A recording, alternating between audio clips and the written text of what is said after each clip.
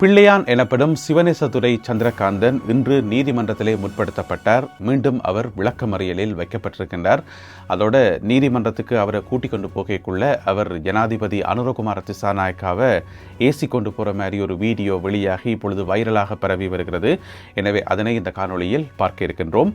Dengue நோயாளர்களுடைய எண்ணிக்கை தொடர்ந்து அதிகரித்து கொண்டு வருவதாக சொல்லப்படுகிறது.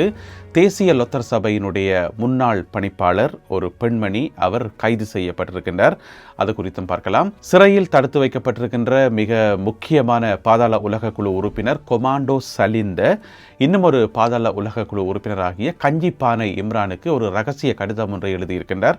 அது குறித்த விவரங்களையும் இந்த காணொளியில் பார்க்கலாம். யாழ்ப்பாணத்தில் காணிகள் விடுவிப்பது சம்பந்தமாக சில முக்கியமான முடிவுகள் எடுக்கப்பட்டிருப்பதாக தெரிய வந்திருக்கிறது. அது குறித்தும் பார்க்கலாம்.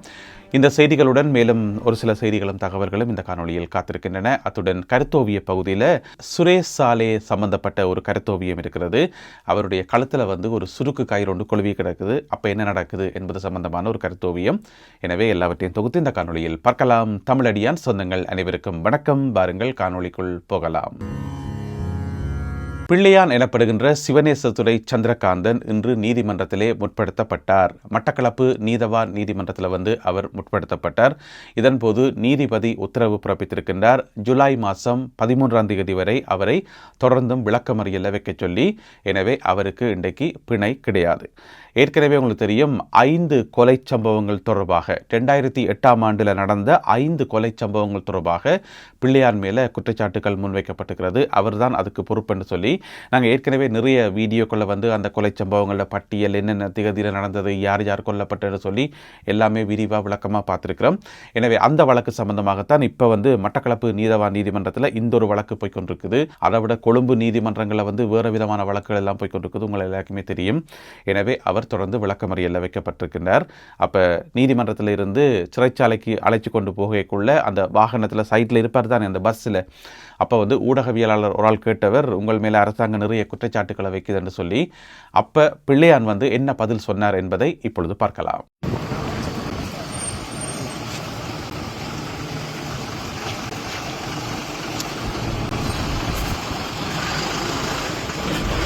உங்கள் மீது அரசாங்கம் பல குற்றச்சாட்டுகள் முன்வச்சிருக்கு, என்ன சொல்லுவாருங்க? குற்றச்சாட்டு அனுரோட வாயை போல எல்லாமே போய் உங்களுக்கு சந்தோஷமான விஷயம் தானே. உங்கள் மீது அரசாங்கம் பல குற்றச்சாட்டுகள் முன்வச்சிருக்கு, என்ன சொல்லுவாருங்க? குற்றச்சாட்டு அனுரோட வாயை போல எல்லாமே போய். தேசிய லொத்தர் சபையினுடைய முன்னாள் தலைவி ஷியாமலா பெரேரா அவ கைது செய்யப்பட்டிருக்கிறா லஞ்ச ஊழல் ஆணைக்குழுவால். இன்றைக்கு லஞ்ச ஊழல் ஆணைக்குழுவுக்கு ஒரு வாக்குமூலம் கொடுக்க போயிருந்தவா போன இடத்துல அவ கைது செய்யப்பட்டிருக்கின்றா. பெரும்பாலும் இன்றைக்கு நீதிமன்றத்தில் முற்படுத்தப்படுவார் என்று சொல்லி எதிர்பார்க்கப்படுகிறது.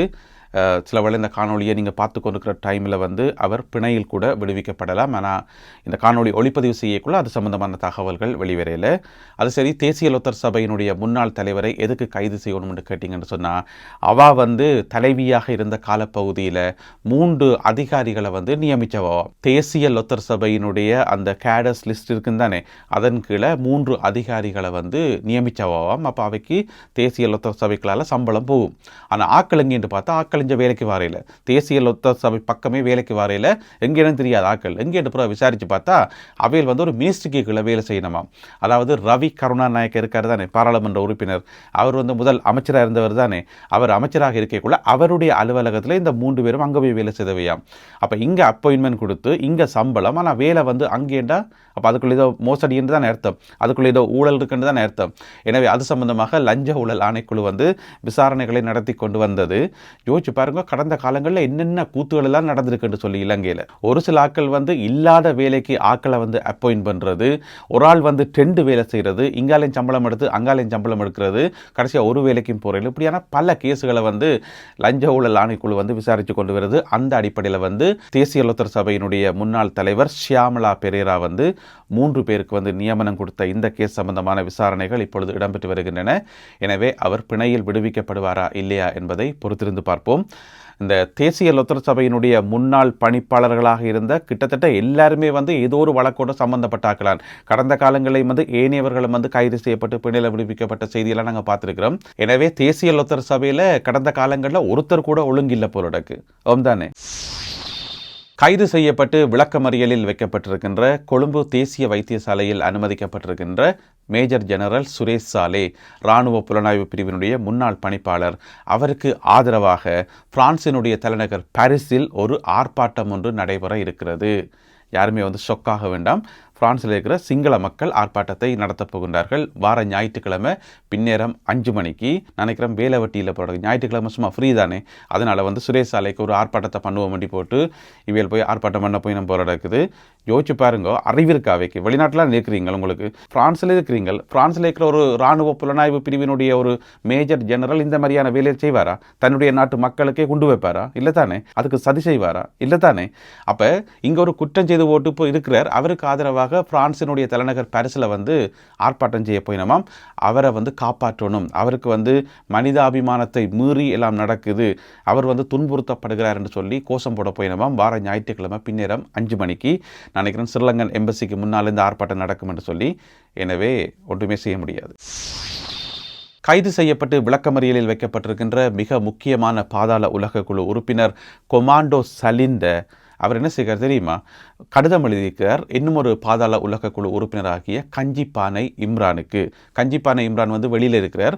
அவருக்கு ஒரு ரகசிய கடிதம் ஒன்று எழுதி, அந்த கடிதத்தில் பல ரகசியங்களை எழுதி அனுப்பினவராம். அதாவது சிறைக்குள்ளே இருந்தோண்டு வெளியில் ஏதோ செய்ய போய் நம்ம போலடக்கு அந்த மாதிரி ஒரு கடிதம் ஒன்று எழுதி தன்னுடைய தாயிட்ட கொடுத்துக்கார். அதாவது கொமாண்டோ சலிந்தாவினுடைய அம்மா கிழமை பார்த்துட்டு போகிறதா மகனை. அப்படி வந்த இடத்துல நைஸாக அந்த கடிதத்தை எழுதி தாயிட்ட கொடுக்க ட்ரை பண்ணிக்கார். இதை கொண்ட வெளியில் இன்னார்ட்ட கூட அப்படி அது இம்ரான்கிட்ட போகும் என்று சொல்லி அதுக்கிடையில் இப்படி இந்த முக்கியமான ஆக்களில் வெளியாக்கள் சந்திக்க வரைக்குள்ள கண்காணித்து கொண்டு தான் இருப்பினோம். போலீஸ் கண்காணித்து தான் இருப்பினோம். அட்லீஸ்ட் சிசிடிவி கேமராவது இருக்கும்.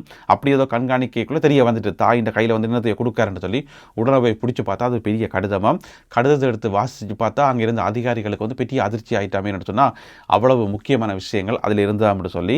ஆனால் அந்த கடிதத்தில் இருக்கிற விஷயங்கள் வெளியில் சொல்லப்படலை, ஊடகங்களுக்கு சொல்லப்படலை. அப்போ எங்களுக்கு தெரியாது என்ன இருந்தன்னு சொல்லி. ஆனால் முக்கியமான ரகசியங்கள் இருந்தன என்று சொல்லி சொல்லப்படுகிறது.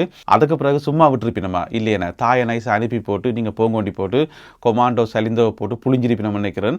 அதுக்கு பிறகு அவர்கிட்ட இருந்து பார்த்தா எக்கச்சக்கமான மொபைல் ஃபோன்ஸும் வச்சிருந்தவராம். எல்லாத்தையும் எடுத்து செக் பண்ணி பார்த்தா அந்த முக்கியமான டேட்டாஸ் அதில் தரவுகள் எல்லாம் அழிக்கப்பட்டிருக்காம அவர்கிட்ட மொபைலில் இருந்து. அதாவது நீதிமன்ற சாட்சியத்துக்கு தேவையான டேட்டாஸ் எல்லாம் அழிக்கப்பட்டிருக்காம என்று சொல்லி. எனவே அது சம்பந்தமான விசாரணைகள் தொடர்ந்து இடம்பெற்று வருகின்றன. உங்களுக்கு ஞாபகம் இருக்கும் நினைக்கிறேன், இந்த கொமாண்டோ சலிந்த கெஹல் பத்ர பத்மே பேக்கோ செமன் என்று சொல்லி ஒரு 5 பேர் இந்தோனேசியாவில் துரத்தி பிடிச்சி கைது செய்யப்பட்டிருந்தவர்கள். எனவே அங்கே கைது செய்யப்பட்டு இப்போ 1 வருஷத்துக்கு மேலாக ஜெயிலுக்குள்ள இருக்கணும். இன்னுமே ஆக்கள் திருந்தேல. இலங்கையில் டெங்கு நோயாளர்களுடைய எண்ணிக்கை 54,000 தாண்டி இருப்பதாக தகவல்கள் வெளியாகி இருக்கின்றன. இந்த செய்தி யாரையும் விரட்டுவதற்காகவோ அச்சப்படுத்துவதற்காகவோ இல்லை, ஆனால் ஒரு விழிப்புணர்வுக்காக தெரிஞ்சு வச்சிருக்கத்தான் அவனும் என்ன நடக்குதுன்னு சொல்லி. அதுக்காகத்தான் 54,189 நோயாளர்கள் இன்று வரைக்கும், இன்றைக்கு 30ஆம் தேதி வரைக்கும் பதிவு செய்யப்பட்ட டெங்கு நோயாளர்கள் என்று சொல்லி தேசிய டெங்கு ஒழிப்பு பிரிவு இருக்கு தானே, அதனுடைய பணிப்பாளர் டாக்டர் கபில கண்ணங்கரை தகவல் வெளியிட்டிருக்கின்றார். எனவே இது ஒரு அசாதாரண எண்ணிக்கை. இப்படி 54,000 தாண்டி எண்ணிக்கை போகிறது ஒரு அசாதாரணமானது. எனவே அனைத்து மக்களும் விழிப்புணர்வாக இருக்கணும் என்றதான் இதனுடைய விஷயம். இதில் எந்த மாவட்டத்தில் அதிகளவு நோயாளர்கள் என்று பார்த்தீங்கன்னு சொன்னால் தலைநகர் கொழும்பில் தான் அதிகளவு நோயாளர்கள். அங்கே பார்த்தீங்கன்னு சொன்னால் 11,163 பேர் பதிவு செய்யப்பட்டிருக்கிறார்கள். அதே போல் கொழும்பை சுற்றி இருக்கக்கூடிய ஏனைய மாவட்டங்களில் தான் கூடுதலான நோயாளர்கள் பதிவு செய்யப்பட்டிருப்பதாக சொல்லப்படுகிறது. கடந்த 24 மணி நேரத்தில் மட்டும் பார்த்தீங்கன்னு சொன்னால் நாடு முழுவதும், அதாவது நேற்றிலிருந்து இன்று வரைக்குமான அந்த 24 மணி நேரத்துக்குள்ள 1030 பேர் பதிவு செய்யப்பட்டிருக்கின்றார்கள். அது மட்டும் இல்லாமல் இப்போ ஒரு கொஞ்ச காலமாக பார்த்தீங்கன்னு சொன்னால் தினசரி சராசரி 1000 பேர் புதிதாக பதிவு செய்யப்படுகின்றார்கள், அதாவது அடையாளம் காணப்படுகின்றார்கள் டெங்கு நோயால் என்று சொல்லி சொல்லப்படுகிறது. எனவே இது ஒரு அசாதாரண எண்ணிக்கை என்று சொல்லி சொல்லப்படுகிறது. டெங்கு நோய் காரணமாக இதுவரை 31 பேர் இலங்கையிலே உயிரிழந்திருக்கின்றார்கள். அதாவது இந்த சீசனில் இந்த வருஷம் 31 பேர் உயிரிழந்திருக்கிறார்கள். எனவே அனைவரும் விழிப்பாக இருப்போம். யாழ்ப்பாணத்தில் இராணுவத்தினருடைய வசம் இருக்கின்ற காணிகளை விடுவிப்பது சம்பந்தமாக ஒரு சில முக்கியமான முடிவுகள் எடுக்கப்பட்டிருப்பதாக தகவல்கள் வெளியாகி இருக்கின்றன. இப்போ கிட்டல வந்து பாராளுமன்றத்தில் வச்சு ஒரு முக்கியமான கூட்டம் ஒன்று நடந்தது. அமைச்சர் ராமலிங்கம் சந்திரசேகர் மற்றது பாதுகாப்புத்துறையைச் சேர்ந்த அதிகாரிகள், இராணுவ அதிகாரிகள் என்று சொல்லி பலர் கலந்து கொண்ட ஒரு கூட்டம். அதில் வந்து என்ன முடிவு எடுக்கப்பட்டிருக்குன்னு சொன்னால், இன்னும் விடுவிக்கப்பட வேண்டிய காணிகள் இருக்குத்தானே, அந்த காணிகள் சம்பந்தமான இறுதி முடிவை வந்து தேசிய பாதுகாப்பு சபை எடுக்கும் என்று சொல்லி, அதாவது பாதுகாப்பு அமைச்சோ இராணுவமோ எடுக்காமல் தேசிய பாதுகாப்பு சபை எடுக்கும் என்று சொல்லி சொல்லப்படுகிறது. அவர்களுடைய கையில் வந்து பெரிய லிஸ்ட் ஒன்று இருக்காம். அந்த லிஸ்ட்டை வந்து ஃபைனலைஸ் பண்ணி போட்டு யார் யார் உரிமையாளர்கள் எல்லாம் இருக்கிறார்கள், அவர்களுக்கு வந்து யார் யாருக்கு காணியெல்லாம் கொடுக்கணும் என்று சொல்லி அந்த காணிகளை விடுவிப்பது சம்பந்தமாக இறுதி முடிவு எடுக்கப்பட இருக்கிறது என்று சொல்லி சொல்லப்படுகிறது. எனவே என்ன முடிவையாவது எடுங்கோ, யாராவது கூடி கதையுங்கோ பேசுங்க, அது பிரச்சனை இல்லை. ஆனால் மக்கள்கிட்ட காணியை மக்கள்கிட்ட கையிலே கொடுங்கோ, அதுதான் மக்கள் கேட்கிறது. அடுத்ததாக இன்றைய கருத்தோவியம். இதில் பார்த்தீங்கன்னு சொன்னால், சுரேஷாலை இருக்காரு தானே, அவர் வந்து ஹாஸ்பிட்டலில் படுத்திருக்கிறார். அவருக்கு வந்து குளுக்கோஸ் ஏறுது. அங்கால பார்த்தீங்கன்னு சொன்னால் அவர்கிட்ட களத்தில் வந்து ஒரு சுருக்கு கயிறோட்டை மாட்டி விட்டு அதை மேலே வந்து கட்டி விட்டு கிடக்கு. எங்கேன்னு பார்த்தீங்கன்னு சொன்னால் ஒரு மரக்கிளையில் கட்டி விட்டு கிடக்குது. அப்போ அந்த சுருக்கு கயிறு வந்து அவர்கிட்ட களத்தை இருக்குதான்னு கேட்டிங்கன்னு சொன்னால் இல்லை, இருக்கையில் சும்மா லூஸில் விட்டபடி கிடக்குது. அதாவது அங்கால பார்த்தீங்கன்னு சொன்னால் அந்த மரத்தினுடைய அடிப்பக்கம் வந்து மறைச்சி விட்டு கிடக்குது. அது சுரேஷ் சாலைக்கு தெரியாது.